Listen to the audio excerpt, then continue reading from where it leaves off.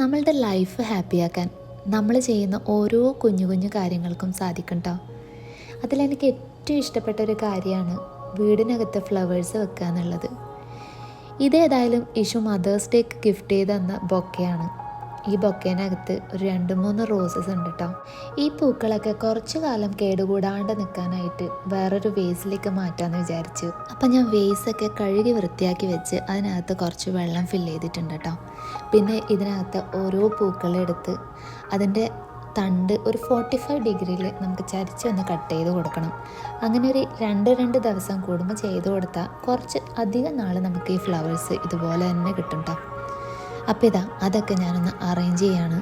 ഇവിടെ എല്ലാ സീസണിലൊന്നും പുറത്ത് ചെടികളിൽ പൂക്കൾ കാണാറില്ല കേട്ടോ. വിൻ്ററിൽ പ്രത്യേകിച്ചും ആ ഒരു സ്പ്രിങ് സീസണിലും സമ്മറിൻ്റെ ആ ഒരു പീക്കിലും മാത്രമാണ് ഇവിടെ പൂക്കൾ കാണുന്നത്.